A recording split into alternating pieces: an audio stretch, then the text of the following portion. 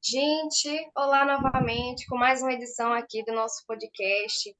Eu sou a Kelly, eu sou pedagoga e colunista da Soteroprosa.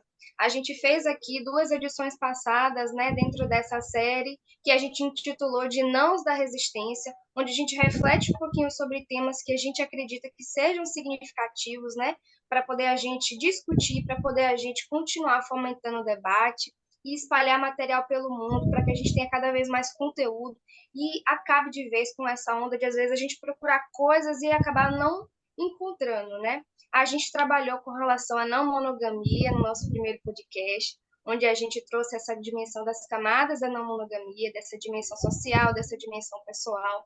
Depois a gente também trabalhou a questão da não binariedade, né, com a influenciadora Digital Cup.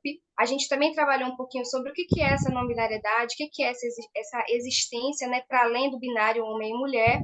E hoje a gente está aqui trabalhando um pouco mais nessa dimensão da não censura, né, entrando um pouquinho em temas que são caros demais dentro da comunidade científica e acadêmica, e também um tema que é caro demais para esses corpos dissidentes, para esses corpos, né, enfim, que são colocados aí enquanto marginais na sociedade. E a importância desse momento de hoje, né, que a gente está colocando aqui como uma resistência a essa censura, uma resistência a essa amarra de o que falar e o que não falar, como dizer e o que, enfim, dizer dentro da academia, e como isso atravessa a nossa vida muito mais do que a gente pensa, né? É isso. Bom dia, boa tarde, boa noite a todos. Então, para esse episódio de hoje, a gente chamou o Tedson Souza, que é um jornalista e antropólogo incrível, que foi convidado pela gente por conta do seu trabalho de mestrado, que foi sua pesquisa O Fazer Banheirão, as dinâmicas das interações homoeróticas dos sanitários públicos da Estação da Lapa e adjacências. Eu trabalho com a Kelly Lemos para fazer essa produção. E essa questão da não censura que ela citou é muito pela questão do trabalho dele ter tido umas repercussões negativas pela direita, que a gente vai abordar aqui, vocês vão entender melhor. E também pela não censura dos corpos, né, dos afetos, de todos os atravessamentos que os corpos dissidentes, LGBTs, negros, enfrentam, né, com toda essa, enfim, com a dinâmica social, né? Enfim, mas tudo isso a gente vai abordar agora. Apresentando então o Tedson. O Tedson, ele é graduado em comunicação social, é doutor em antropólogo, tudo pela UFBA. Teve esse trabalho de mestrado. Depois o trabalho de doutorado dele foi acerca do pagodão e das dinâmicas de abjação em Salvador, onde ele falou sobre mídia, raça e sexualidades dissidentes. Já viajou o mundo, já estudou lá nos Estados Unidos, academicamente também, e atualmente ele é professor adjunto do curso de jornalismo da Universidade Federal do Tocantins. Tedson, muito obrigado por aceitar nosso convite. Dê as boas-vindas pro Ô, pessoal. eu que agradeço, estou muito feliz aí de conversar com vocês, de conversar com o Soteroprosa. Eu acho que é um canal de comunicação extremamente importante. Kelly, Felipe, que bom, que bom, que bom saber que vocês leram o meu trabalho, né? Porque o pessoal lá da ONG Brasil Paralelo critica, mas eles não leram. Então, assim, é Então. importante quando a gente lê. Estou muito feliz. Só corrigindo uma coisinha, a minha graduação eu acabei terminando ela na Faculdade Jorge Amado, assim. Então, Ah, a tá, graduação em desculpa. jornalismo foi lá e o mestrado e doutorado foram na Universidade Federal da Bahia, viu? Só corrigindo esse pequeno Ah, detalhe. beleza. Mas beleza. Tá Estou certo. aqui à disposição, vamos bater esse papo, né? Eu acho que é muito importante, né, para o Então, pesquisador ter esse espaço, né, em mídias alternativas, que a gente saia um pouco desse banco da academia e vá conversar, né, com as pessoas, né, e chegar às pessoas por outros meios, outros veículos. Eu fico muito feliz, né, desse trabalho, tanto tempo depois, ele ainda despertar o interesse das pessoas. então, Tedson, já que muita gente fala do seu trabalho sem ler, né? Um dia a gente conhece seu trabalho, digita lá alguma coisa aparece na Gazeta do Povo, no Brasil Paralelo, a galera só. falando mal do seu trabalho, que é um desperdício de dinheiro público e não sei o quê. Então, assim, explica pra gente, para o pessoal que está ouvindo rapidinho, o que que é esse trabalho, assim. Faz um resumão para a gente, em seguida, entrar nas nuances. Esse trabalho ele surgiu de um interesse, né, de trabalhar com questões de pessoas LGBTQIA+, no final da minha graduação em jornalismo, né? Eu tinha feito antes o curso de letras na Universidade Federal da Bahia, não tinha terminado, tinha feito relações públicas na UNEB, não tinha terminado, tinha começado jornalismo na Federal da Bahia e não terminei, e aí acabei terminando esse curso na Jorge Amado, e no final era um período muito interessante dos anos 2000, em que existia uma ebulição sobre GLS na época, nem era LGBT, na mídia, né? Estavam discutindo muito a questão de personagens gays e lésbicas em telenovelas. Existia uma explosão das paradas LGBTs pelo país, muito puxadas pelo sucesso da parada gay de São Paulo.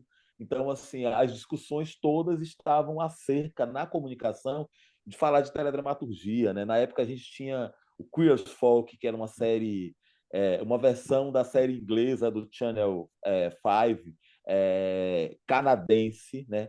É, uma cooperação entre Estados Unidos e Canadá, que fazia muito sucesso. Era a primeira vez que homens gays se viam representados numa série, enfim, massivamente na televisão, fechada. E todas as discussões no jornalismo, na comunicação, em trabalhos de conclusão de curso, tratavam, todas é um exagero, mas muitas delas tratavam de gays em telenovela, gays em série, gays na parada, e eu não me sentia muito representado. Não me sentia muito representado e resolvi aí falar de um objeto que fosse mais próximo, né, de mim. Na época, eu nem conhecia o termo HSH, né, que são homens que fazem sexo com homens. É muito utilizado pela saúde para a implementação de políticas públicas, né, de prevenção de HIV e ST. Porque assim, quando você falava gay, o cara que não vivenciava o universo da cena gay, o cara que estava distante disso, a política não conseguia atingi-lo. Por quê? Porque ele não se identificava e rejeitava a política. Então eu resolvi aí passear por um universo que era um universo da observação in loco, né, de sexualidade, né, que é um objeto muito complicado, porque a gente fala muito sobre o discurso sobre sexo, né? Falar sobre sexo é muito comum, é, a gente tem falado cada vez mais, e isso é um caminho desde o período vitoriano, né, que a gente fala mais sobre sexo do que faz sexo. E aí eu resolvi trabalhar com homens que faziam sexo com homens no banheiro público. Então, nesse trabalho de graduação, é uma série de reportagens sobre sexo em lugares públicos, em que eu vou mapeando aí essa cartografia, né, do banheirão em Salvador, muito oferecida pelo Orkut na época. Imagina como somos velhos, estamos falando aqui de Orkut. Né, muito oferecida pelo Orkut, por uma comunidade chamada Fazer Banheirão em Salvador, né? Era Pegação em Salvador, tinha essas comunidades do Orkut que eram muito vivas, né, naquela época. E aí eu vou trabalhando ali em cima disso e construo uma série de reportagens sobre isso. E tá, fiz, o trabalho foi muito bem avaliado, a banca, eu saio desse trabalho com nota máxima, o trabalho rendeu, inclusive, a minha contratação como trainee do jornal Correio, foi um período que o jornal estava passando por transição e tudo mais, foi um trabalho muito bem sucedido. E aí, 2 anos no mercado trabalhando, eu tinha necessidade de falar de alguma coisa que saísse da agenda do Hard News, né? Eu trabalhava na Band News FM, em 20 minutos tudo pode mudar, e trabalhava no portal do Jornal Correio. Então, assim, eu tinha muita necessidade de falar de alguma coisa que saísse dessa agenda diária, né? De cidade, de economia, de política, né? E aí eu estava me sentindo muito burro e tentei uma seleção de mestrado na comunicação, né? E eu queria falar sobre pornô, né? Eu queria falar sobre questões raciais no pornô gay. Então, eu queria falar do lugar do homem negro, né? Sempre muito animalizado nesse lugar do pornô gay, né? O homem totipotente, super viril, né? E falar um pouco da representação de homens brancos, né? No pornô gay, né? Que sempre eram os príncipes, né? Os sublimes, os angelicais, enfim, nesse lugar. Então, assim, era o selvagem versus o angelical, né? Era o homem do pênis descomunal, era esse homem animalesco, era esse corpo, né, para o trabalho braçal e para o sexo viril, né, do homem negro no pornô. Só que eu não consegui. Eu não tinha como sair de Salvador naquele momento. O espaço para mim era a Universidade Federal da Bahia. Eu tive conversa com alguns professores e eles, não tem que oriente isso aqui e tal. Eu não consegui.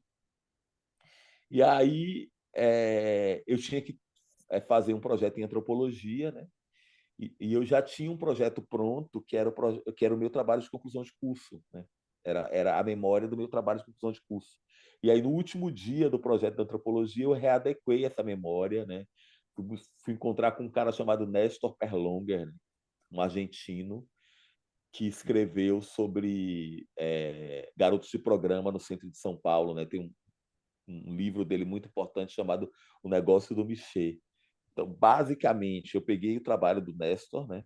Vi como é que ele trabalhava com metodologia, observação participante, catei algumas referências e adequei esse trabalho para a antropologia. E aí, em adequar esse trabalho para a antropologia, né, eu pensei na Estação da Lapa, que naquele momento, né, era um lugar sujo, degradado.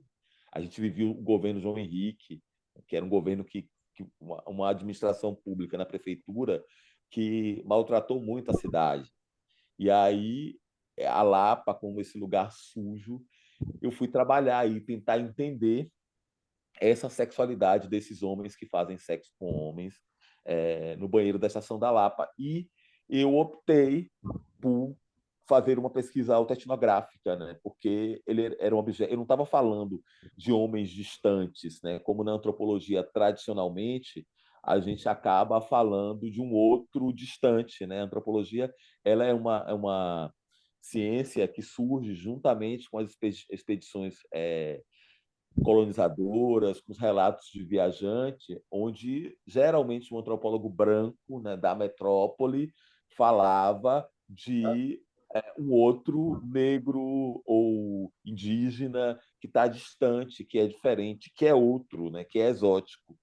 Então, eu optei por fazer um trabalho autoetnográfico, né, por ser um homem assumidamente gay, mas um homem que também transitou por esses espaços, né? E eu aí a minha opção foi por um trabalho etnográfico. Eu falo muito, né, gente? Desculpa. Não, pode ficar à vontade, a gente está se deliciando aqui. A nossa próxima pergunta seria exatamente essa que você acabou de responder, né? Sobre qual seria, né, a motivação e a necessidade de falar de si. Mas a gente já está entendendo que essa dimensão da representatividade a partir da antropologia é extremamente significativa, né? E também essa questão dentro da academia metodológica, ela pode ser um pouco conflituosa, né? Essa falsa dimensão de naturalização, de neutralidade, né, científica, essa falsa ideia de que a gente tem que estar o mais distante possível do objeto, senão a nossa pesquisa ela não vai ser validada cientificamente, ela não vai ser uma construção legítima. É uma coisa que realmente pega muito, né? E a próxima pergunta que você acabou respondendo em partes era justamente com relação a isso, né? Do porquê optar por uma movimentação metodológica autobiográfica, né? Autoetnográfica, né? Rapaz, na verdade, o que é que eu acho? Eu acho que quando você escolhe um objeto, você não está sendo neutro. Eu acho que a neutralidade já acontece na escolha do objeto, né? E eu vejo com muita tristeza, assim, sabe, esse distanciamento, essa coisa do falar do outro, essa coisa de a falta de polifonia, né, das fontes, né, e de eu às vezes quando eu enxergo essa asepsia, eu acho que é meio injusto. Ainda mais tratando de antropologia, onde você pega hoje, né, como o pai dessa ciência é o Malinowski, né, que é um cara que, nos seus diários, deixou claro que teve envolvimento sexual em campo e tudo mais. E aí eu optei, eu achava injusto, eu achava muito injusto se eu fizesse um trabalho em terceira pessoa, um trabalho em que eu me colocasse num lugar que era um lugar da distância desse objeto, sabe? E porque não ia ser verdadeiro. E por incrível que pareça, a minha proposta desde o início, se você pegar o meu anteprojeto da seleção, né? Vocês também são acadêmicos que submetem anteprojeto. As pessoas acham que a gente resolve pesquisar, né? Assim, tipo, e diz assim, ó, resolvi pesquisar, vou entrar aqui, porque a leitura que as pessoas têm, eu acho que às vezes não. Aí o cara resolveu fazer isso sozinho, né? Ele, as pessoas acham que elas desconhecem um tanto da dinâmica da academia e elas percebem que ninguém faz nada sozinho, né?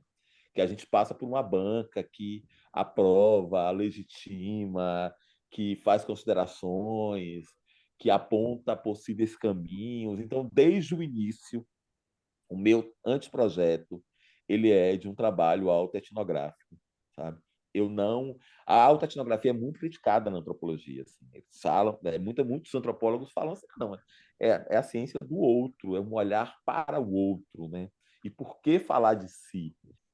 Oi, galera. Tivemos um problema técnico no Zoom aqui. O Tedson vai continuar. Ele estava falando sobre as questões da pesquisa autoetnográfica na academia, não é, Tedson? Tem gente que fala muito que a autoetnografia não é pesquisa etnográfica e tal. Eu acho que existe um problema em falar de si quando você fala, é um simples relato de si, mas quando você tem uma narrativa pessoal polifônica que acaba dando voz a uma realidade de uma minoria, né, ou de um grupo social, eu não vejo problema. Eu falo muito com os meus alunos, no jornalismo, por exemplo. Teve um estudante aqui numa banca de graduação que eu participei, aqui na UFT, que ele disse assim: eu queria agradecer, nos agradecimentos da irmã, a minha irmã, que me concedeu todas as entrevistas durante o curso de jornalismo. Eu falei: pô, aí você tá de sacanagem, meu irmão, porque assim, a sua irmã é muito de você, né? Assim, vocês são filhos dos mesmos pais, vivem na mesma casa, têm a mesma experiência de vida. Então, eu acho problemática o uso da narrativa pessoal quando essa narrativa pessoal ela é um mero relato pessoal. Mas quando você acessa uma realidade, por exemplo, de uma sexualidade dissidente, como a do banheirão, né? E você usa o seu relato pessoal para contar a história de outros homens, né, marginalizados, eu não acho que o problema está aí. Eu acho que essa narrativa ela extrapola o pessoal. Ela é Uhum. autoetnográfica, ela é contada a partir da primeira pessoa, mas para dar vozes a outras pessoas. Perfeito. Sim. Nossa, tocou num ponto muito importante que já puxa a próxima pergunta, porque é isso, né? Depois que foi publicado e tal, você publicou em 2012, né? Aí, pouco tempo depois, a gente enfrentou uma onda conservadora no Brasil. Teve o golpe contra Dilma, teve o surgimento desses grupos de extrema-direita, e aí o seu trabalho virou alvo, né? Das pessoas, assim. Se aí eu fui pesquisar, né? O Fazer Banheirão, o título do meu trabalho, é uma das primeiras páginas, Gazeta do Povo atacando, teve um outro blog liberal, não sei das quantas e tal. E aí você já tocou num ponto de defesa muito importante, porque você, sabe, não recebeu dinheiro público, como se fosse também, nossa, baita de um dinheiro, né, para falar de si. Você falou, claro, você está inserido numa realidade, mas que é a realidade de milhares de soteropolitanos e de milhões de pessoas, né, ao redor do Brasil e do mundo que enfrentam essas dificuldades por ser corpos dissidentes, por ser trabalhadores, por enfrentar toda essa marginalização dos afetos gays e LGBTQIA+. Mas eu queria que você falasse um pouco mais, você já começou a falar, né, sobre dessa importância, assim, para a sociedade. Porque muita gente, não é só a extrema-direita, né? Gente comum, assim, né? Ainda tem muito nesse discurso, assim, estão usando o dinheiro público para falar de sexo, para falar de putaria, e não sei o quê, isso não é ciência. Então, enfim, fale mais sobre a importância pro interesse público de trabalhos que nem os seus. Cara, olha só, eu vou te dizer uma coisa. Quando eu comecei a ser atacado em 2015, né? Foi em 2015. Em 2012, eu defendi o trabalho.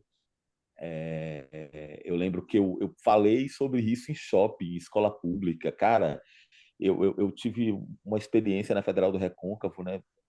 Um convite do professor Osmundo Pinho, um cara interessantíssimo, né? E que pensa masculinidade negra, em que eu cheguei na sala da pós-graduação da UFRB, e é por isso que essas universidades no interior elas são importantes, e eu encontrei estudantes de escola pública de EJA assistindo a minha palestra com o professor lá do EJA, do ensino. Aquilo foi tão gratificante, e eu tinha vivido até então, até 2015, eu começar a sofrer ataques, momentos muito bons, sabe? Muito proveitosos, interessantes, prazerosos. Eu sempre pensei assim, poxa, como a minha pesquisa, ela é uma pesquisa que ela não ficou na prateleira da biblioteca, que ela não ficou lá no repositório, como ela tem circulado. E acho que nada mais gratificante para o autor, né? Quando a gente é autor, a gente morre para o texto, né? A gente termina de escrever e a gente morre. Esse texto passa a ser do outro. Então, assim, eu tenho uma satisfação muito grande de que o meu texto tenha sido é, capitalizado por outras pessoas. Eu não sei se eu usei a palavra certa, mas que ele tenha sido capturado por outras pessoas. Eu morri ali como autor. E isso, para mim, era o melhor de tudo. E aí, o que é que acontece? Em 2015, quando eu comecei a sofrer os ataques, eu estava indo para uma cobertura do Troféu do Bem no dia. Eu não entendia recebendo tanta ofensa é, no message do meu Facebook, eu não entendia, eu não conseguia ver, porque eu estava muito ocupado, e eu sempre tive uma seriedade muito grande com a questão do trabalho, seja na academia ou na universidade, então eu sou muito pontual, eu não atraso, eu sou o cara que está ali prontinho para fazer, né, e para entregar o trabalho. E aí, depois que eu fui entender a dimensão do que estava acontecendo, que eu fui acessar o vídeo do tal vlogger, enfim. E aí, assim, é muito doido, porque eu não recebi verba pública para fazer a pesquisa. Eu recebi uma bolsa de estudos, né, de uma agência para que eu sobrevivesse durante aquele período, né? Porque Uhum. quando você está na pós-graduação do Brasil, pelo menos era assim na minha época, você não poderia ter vínculo empregatício. E assim, esse trabalho, ele não era um conto erótico, e eu acho ótimo que as pessoas gozem com ele. Né? Imagina, tu escreve um texto acadêmico e esse texto ele serve para o deleite, para o prazer das pessoas. Então, assim, poxa, eu acho foda que eu tenha conseguido isso. Mas eu estava falando de uma realidade. Naquela época eu não queria falar de HIV, né? Hoje eu faço um projeto, desenvolvo um projeto que é sobre a relação da imprensa com HIV, né? Como a imprensa cobre HIV/AIDS, a dificuldade da imprensa de entender a doença, de entender as evoluções científicas, né, do HIV/AIDS, de entender pedagogia de tratamento, pedagogia de prevenção, e tudo vem muito desse trabalho, sabe? De como eu percebi que as questões de HIV/AIDS elas estavam a partir desse trabalho sendo totalmente ignoradas. Naquele momento eu queria falar de prazer sexual, de prática sexual. Eu tinha uma preocupação muito grande em não patologizar aquelas práticas, e não caminhar para uma antropologia que fosse uma antropologia da saúde, porque, inclusive, todos os trabalhos que tinham respaldo e que falavam de sexualidade naquele momento, o meu trabalho não foi o primeiro, eles tentavam levar esse olhar que era um olhar da saúde, mas assim, hoje eu sinto que aquele trabalho ele me fez refletir tanto, né, sobre HIV, sobre IST, né, foi ter contato com essa sexualidade dissidente, né, de como, da dificuldade desses homens negros, dessas mulheres negras também, de acessar a política pública de HIV/AIDS, por exemplo. A gente tem um país que tem uma das melhores políticas públicas de HIV/AIDS, mas que não chega a homens e mulheres negras, né? Hoje, quem morre no Brasil de HIV/AIDS são homens e mulheres negras. E passar pelo contato com essa sexualidade dissidente, e não só na esfera do prazer, mas na esfera da análise, porque a partir do momento em que eu comecei a fazer o trabalho, eu fui para campo vestido de antropólogo, vestido de cientista social. E aí o meu olhar ele passou a ser um outro olhar.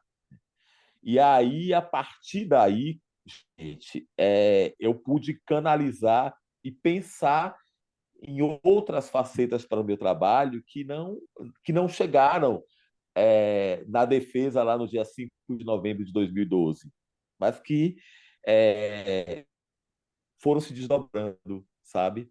Depois. Então, depois foi muito importante trabalhar com banheirão no mestrado, com pagodão no doutorado, para pensar, por exemplo, como a comunicação, como o jornalismo diário, ele lida com ISTs, com HIV, como muito da nossa moral judaico-cristã, ela, de certa forma, tem atrapalhado na dissolução de preconceitos, né? Assim, porque hoje eu acho que a grande barreira para pensar políticas efetivas de HIV/AIDS ou para efetivar essas políticas, já que a gente tem tanto avanço científico, né?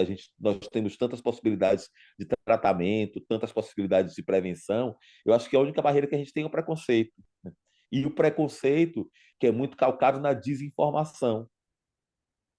O preconceito, ele atrapalha que a informação chegue.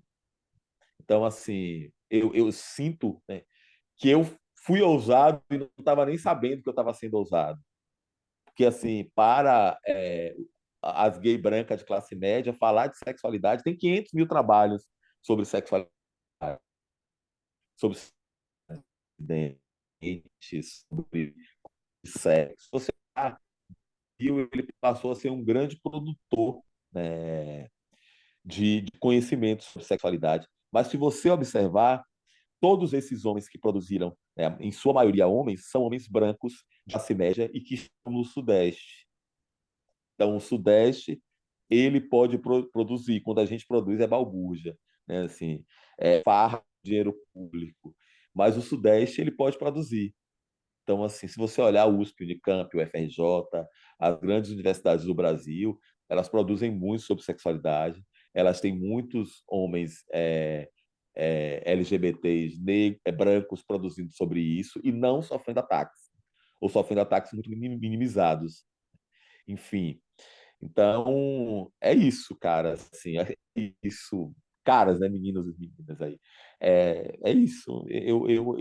Eu consegui analisar e refletir sobre muita coisa com o processo desses Sim. anos de ataque. Até hoje é muito engraçado, é muito interessante. Eu fiz uma palestra para servidores da universidade aqui, maioria não servidores, gente do movimento social e tal. E aí, depois eu encontrei um cara que fez esse curso num posto de gasolina aqui. E aí a gente conversando e tal, um cara de esquerda, e aí a gente falando, né? E aí eu falei, né? Falei, poxa, eu acho que esse governo Bolsonaro foi muito nocivo, né? Para o conhecimento no Brasil, enfim, essa extrema-direita, ela é muito nociva. Mas aí quando eu falei do meu trabalho, senti que o cara, né, tomou aquele baque, falou, aquele trabalho é seu e tal, assim. Parece que tudo que ele tinha visto no curso comigo caiu por terra, né? E ele já me olhou assim. Então, assim, eu acho que existe uma dificuldade muito grande aí. Eu acho que não só dessa extrema direita, mas da própria esquerda, do próprio progressista, de lidar com sexualidades dissidentes, de lidar com negritude, enfim. Eu acho que existe uma Sim, dificuldade muito grande. com certeza. Com certeza. Edson, gente, o seu trabalho ele é incrível. Eu acho que a gente só tem a dimensão do quanto que a nossa produção ela pode afetar os outros quando de fato já nasceu, já está aí no mundo e aí a gente percebe essa repercussão. Particularmente, durante o tempo que eu estava lendo a sua dissertação, eu comentei em todos os meios possíveis, eu comentei com amigos, eu comentei nas minhas redes sociais, eu comentei na faculdade e realmente não tivesse nenhum campo onde as pessoas pensassem assim, caralho, que foda, que interessante você de fato dar voz a esses corpos, né? Que interessante você fazer uma movimentação contra-hegemônica nesse sentido da metodologia, né? Considerando principalmente esse conflito que a gente tem dentro da academia entre as metodologias e essa hierarquização também, né? Como se não fosse ciência, como se realmente não tivesse aí. É possível fazer uma autoetnografia. Se não fosse possível, nem existiria, né? A gente não ia ter que inventar a possibilidade dele. E aí a gente conversou um pouquinho sobre esses aspectos mais amplos para poder situar a galera qual é o contexto, qual é a dimensão que a dissertação ela está envolvida ali, né? Agora eu queria que a gente pensasse um pouquinho em algumas questões com relação à sexualidade, né? Então a gente percebe que mesmo diante, né, dessa cena gay, existe o machismo, existe o classismo, existe a homofobia, a misoginia, até porque não está descolado da sociedade, dentro da sociedade tem isso tudo. E a gente queria saber se você acha que faz sentido, né, que essas identidades de orientação sexual, elas se assumam apenas no sentido do prazer, sem considerar essas questões das opressões que essas identidades sofrem, né, diariamente. A gente percebe isso a partir da marginalização, né, da vivência sexual, a marginalização de determinados espaços, quando um trabalho como o seu chega em determinados lugares, como ele é recebido, como ele é atacado. Cara, tem uma coisa muito interessante, né? Durante eu me considero um militante, né? Assim, porque eu acho que militar e eu fico muito incomodado com a conotação que as pessoas hoje usam para a palavra militante, assim, aí militou, né? Assim, militou é tipo como se você, poxa, usou, parece que é errado militar. Eu não acho que seja errado militar, assim. E eu acho muito louco uma sociedade que coloca o militou nesse lugar, assim, né? Como se a militância ela fosse um discurso vazio, ela fosse, né, um papo furado. E isso me assusta, eu fico muito assustado, assim, quando alguém vira para mim e diz, ai, militou e tal. Eu falo, não cheguei, não estou militando ainda, mas eu vou militar. E aí, o que é que acontece? É importante pensar essa hierarquização dos corpos, porque às vezes as pessoas tomam as coisas como unidades, né? Assim, ontem eu estava falando com serventuários da Justiça do Brasil todo, num curso. E aí, uma das alunas do Rio Grande do Sul virou e disse assim: eu estou muito chocada. Eu conversei com uma colega do Nordeste e ela falou assim para mim: vocês negros, como ela é uma mulher negra nordestina, ela fala vocês negros e tal. E aí ela pegava o Nordeste como se o Nordeste fosse uma unidade. Ela imaginava que o Nordeste fosse uma unidade, né? E o Nordeste não é uma unidade. A gente tem um Nordeste diverso que foi inventado nos anos 30. Você tem uma Bahia do tamanho do mundo, né? Assim, um estado em dimensões de país, né? Assim, enfim, então as coisas não podem ser pensadas como unidade. Eu acho que o grande problema é que a gente tem pensado minorias como unidades, né? Assim, basta ser homem negro ou mulher negra para ser igual, né? Assim, então a gente tem pensado minorias como unidade. Eu acho que o bacana desses trabalhos é que ele vai pensar uma hierarquização, né, de corpos, de pessoas, de práticas, enfim. E eu acho isso muito interessante, né? E eu acho muito interessante como a aproximação desse ser, né, soberano, homem branco, heterossexual, ela torna a pessoa menos marginal, né? Assim, É uma coisa muito louca isso, né? De como isso é forte na sociedade ocidental, como isso é presente na sociedade ocidental. Então, cara, é isso. E o que você perguntou sobre a questão do trabalho, né, de como é o impacto da chegada desse trabalho, é como é o impacto da chegada deste homem, né, assim, deste homem que não tem. Já ouvi várias vezes, você não tem cara de intelectual.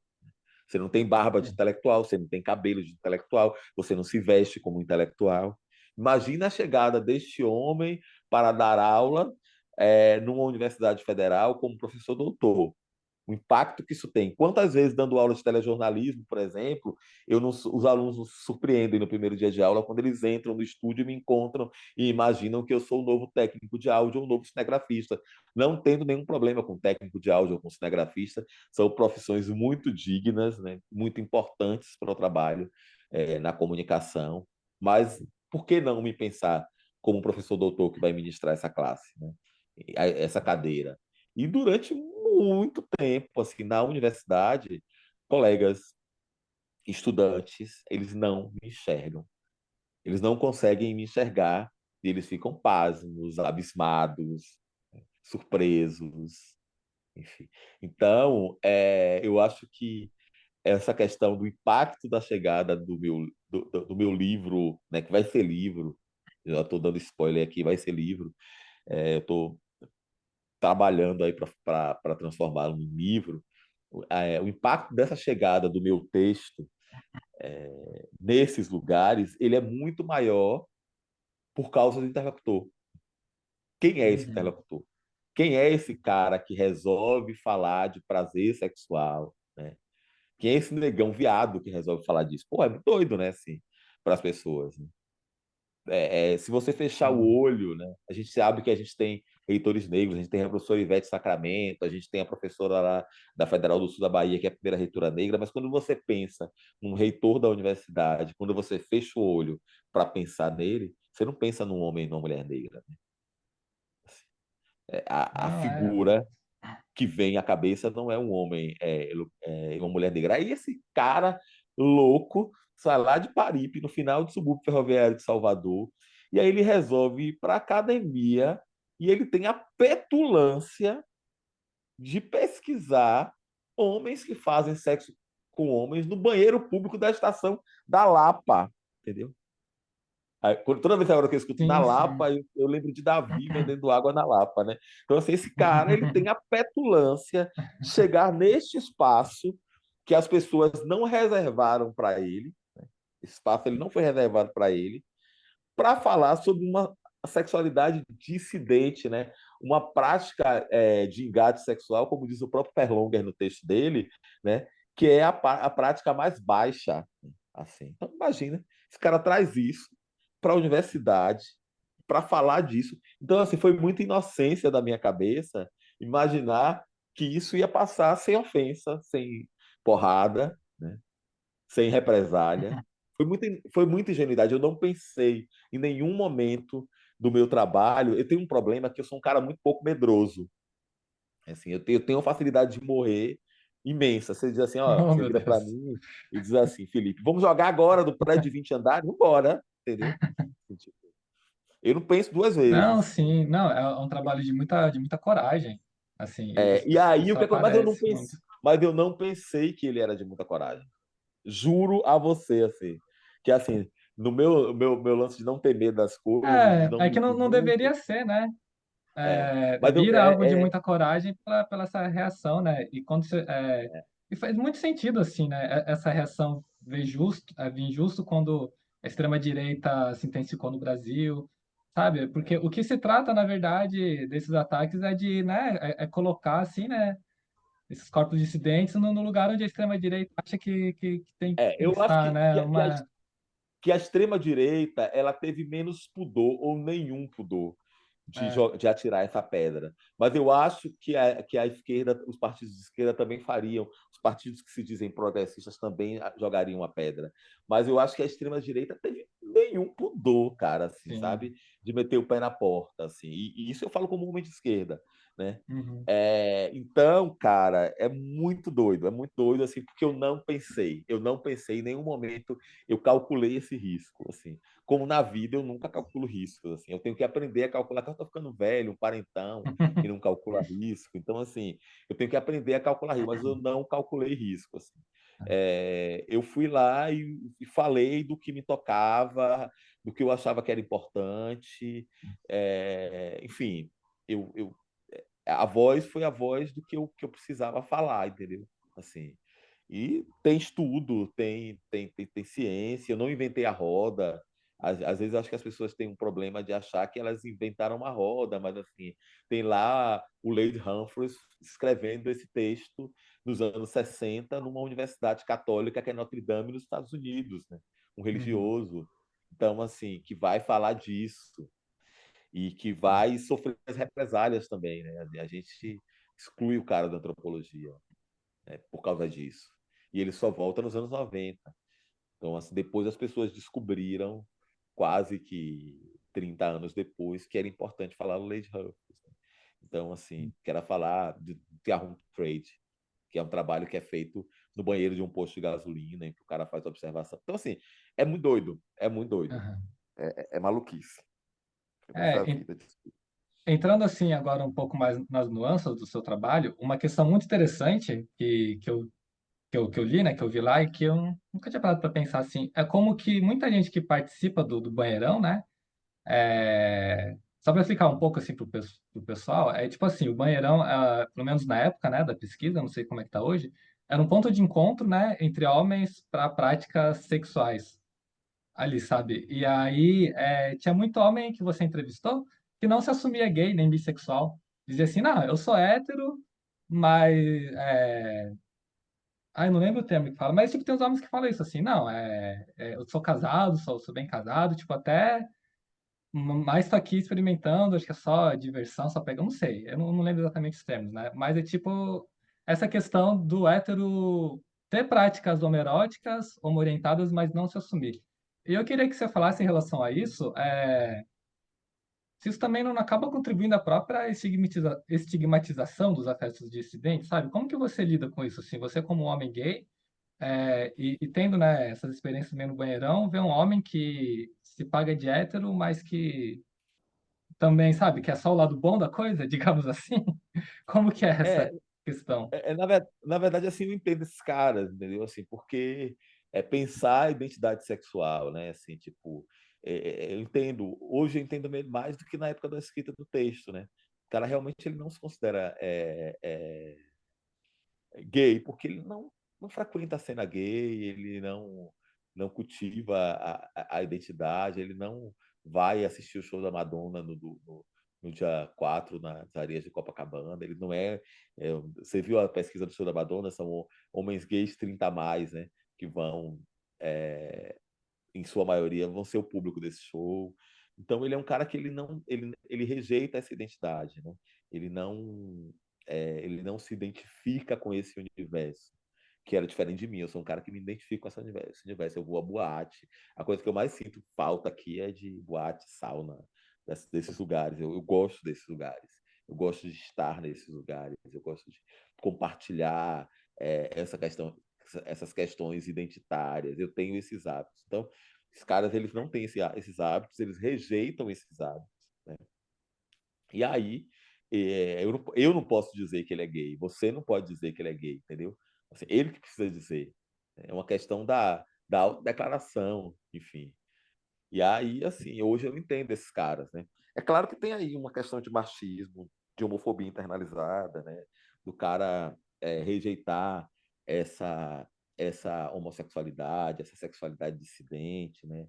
Dele querer estar no lugar do padrão, né? Do lugar que causa menos sofrimento, enfim. Mas era muito comum. Eu ouvi no trabalho as mais diversas nomenclaturas, inclusive a do homossexual passivo, né? Que era o cara que ele é, Heterossexual passivo, né? do heterossexual passivo, desculpa, que era o cara que ele gostava de fazer sexo anal receptivo, né? E que ele não se considerava homossexual, ele se considerava heterossexual, tudo bem, entendeu? Assim, se ele não se considera homossexual, quem sou eu? Um mero pesquisador que vou dizer que ele é homossexual. Não tem como, né? Uhum. Então, assim, e essa prática do banheirão, ela é forte por conta do anonimato, né? Assim, o anonimato é que faz as pessoas frequentarem o banheirão. É a possibilidade de ser anônimo em meio ao público, né? É de estar naquele lugar desprovido de identidade, né? A maioria dos homens que frequentam são realmente homens heterossexuais casados. Eu não tenho dúvida disso.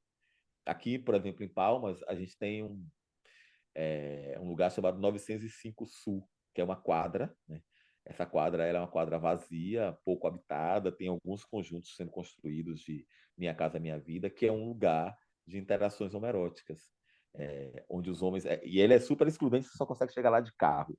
Então, assim, eu, por exemplo, não vou a 905 porque eu não tenho carro. Então, eu preciso de alguém que me leve a 905. Não dá para chegar de Uber, fica mais ou menos 12 quilômetros da minha casa.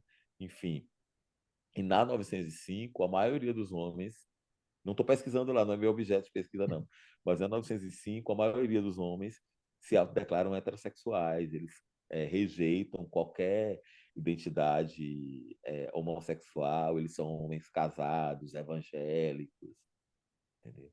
Neopentecostais, que saem da igreja que fica perto e vão para 905. Estou dando dica, é um bom objeto de estudo para quem está em Palmas. Não quero trabalhar mais com observação de práticas sexuais em loco, estou meio cansado. Mas, assim, então, assim, a 905, por exemplo, é um lugar muito parecido, né? E eu acho que toda cidade, né? Toda urbe, por mais diversificada que ela seja, ela vai ter esse lugar, né? De sexo anônimo, enfim, toda e qualquer cidade vai ter esse lugar. Por menor que ela seja. Você olha, eu te mostrei Palmas pela janela, e você vê que é uma cidade que não é uma cidade de tanto trânsito, de tanta gente, mas ela tem a 905 para chamar de sua. Não sei se eu te respondi. Sim.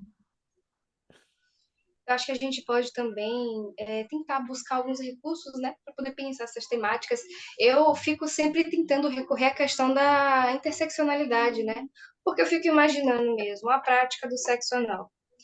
A prática do sexo anal ela é vista de uma forma quando é uma mulher cis que faz, quando é um homem cis que faz, quando é um homem cis gay, quando é um homem cis hétero, quando é uma mulher trans, quando enfim, a depender isso para a gente pensar o quanto que a sexualidade ela está extremamente atrelada a uma questão identitária que na cabeça das pessoas é muito difícil de se organizar e de assimilar determinadas coisas, né?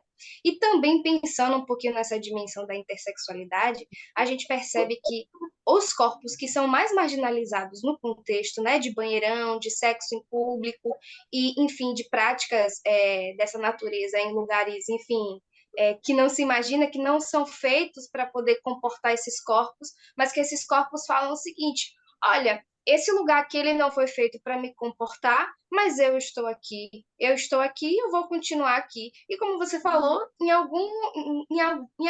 todas as cidades vai ter algum lugar que vai acontecer. E realmente enfim, também a é uma forma de falar assim, olha, meu corpo existe, ele está no mundo, a minha sexualidade também, mesmo que, enfim, as pessoas acabem tendo essa dimensão preconceituosa e isso acabe confundindo, né? E aí as pessoas falam, ah, não, mas eu não sou gay, ah, não, mas eu não sou homossexual, ah, não, mas, enfim, pelo prazer, aqui no anonimato eu posso fazer, eu posso, sabe?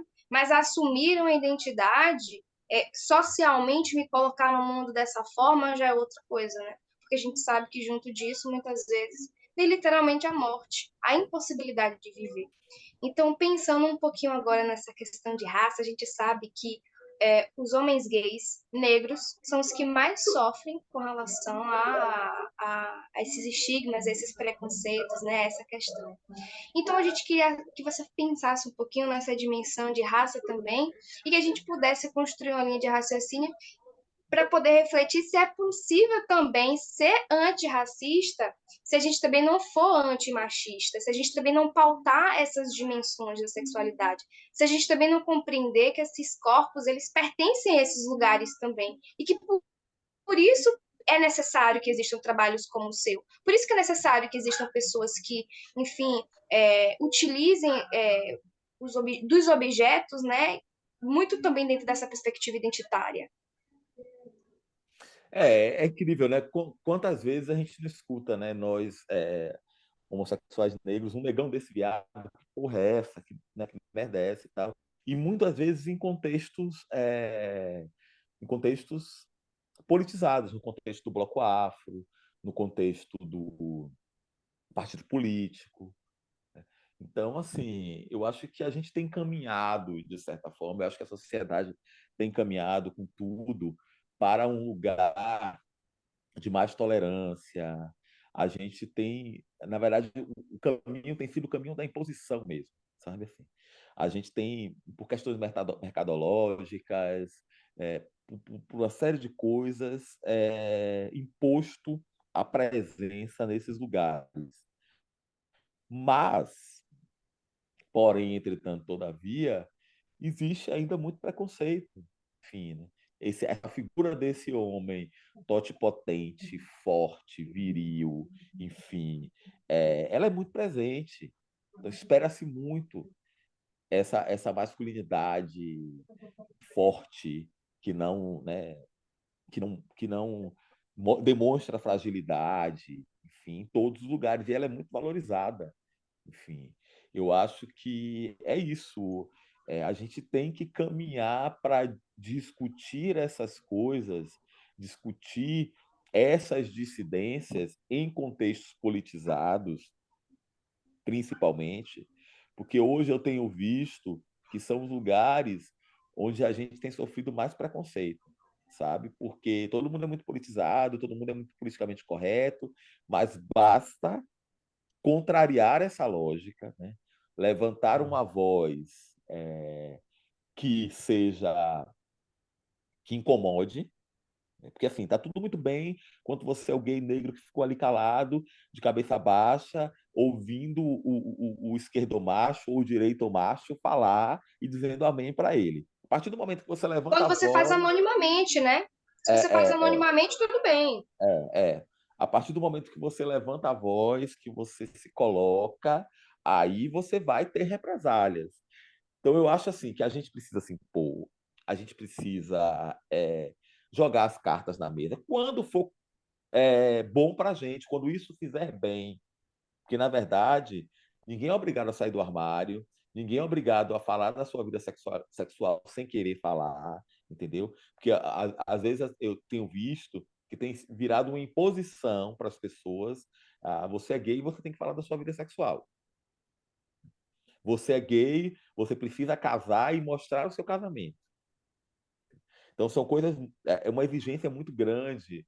Heterossexuais, eles não são obrigados a explicar a sua sexualidade o tempo todo, né?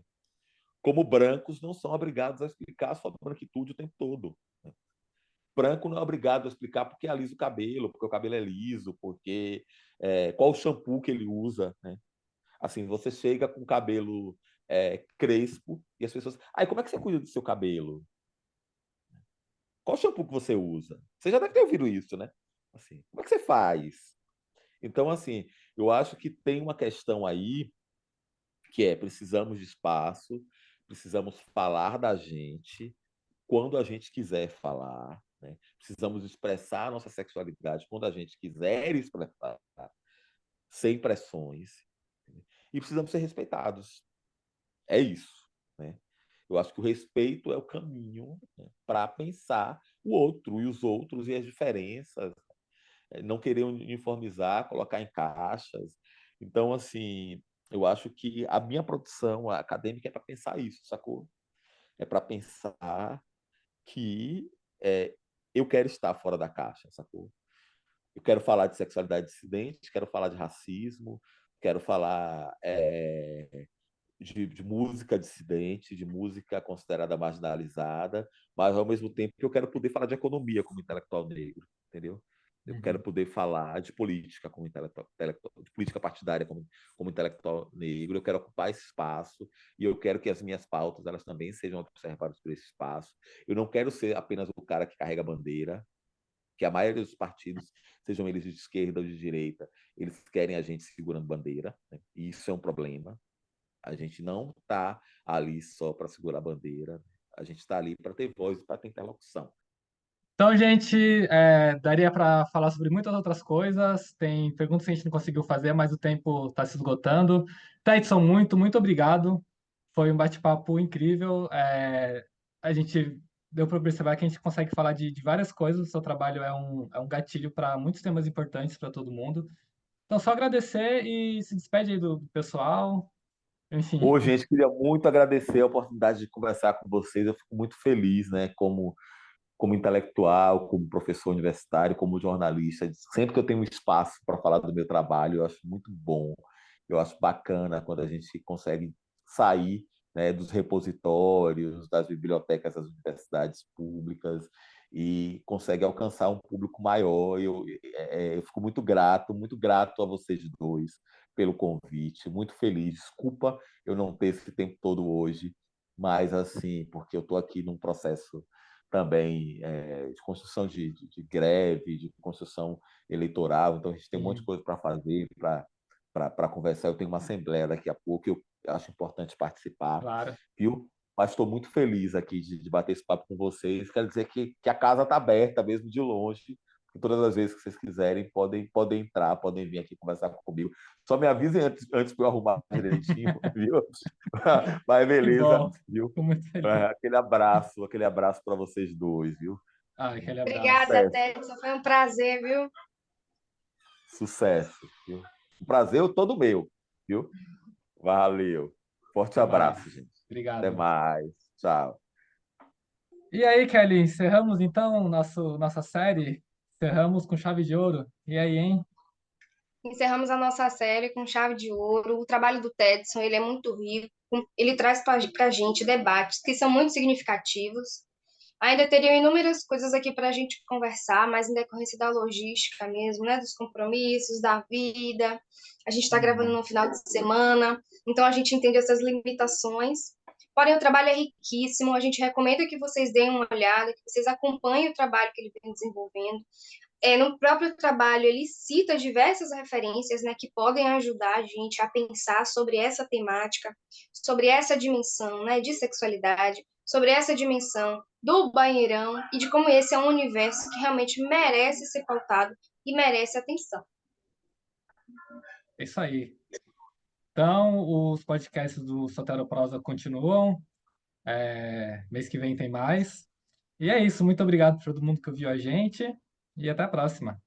Obrigada, gente. Não esqueçam de seguir a gente nas redes sociais, de colocar lá no Instagram, @soteroprosa, de darem uma olhada no nosso site, porque a gente está fervilhando de textos sobre os mais diversos temas, né? As mais diversas polêmicas, e a gente também fala sobre bastante coisa regional. E também, quem tiver interesse, a gente tem uma lista VIP no WhatsApp, onde vocês recebem em primeira mão os nossos textos, conversam com os colunistas, entre outras coisas que a gente está compartilhando. Valeu, gente. Até a próxima.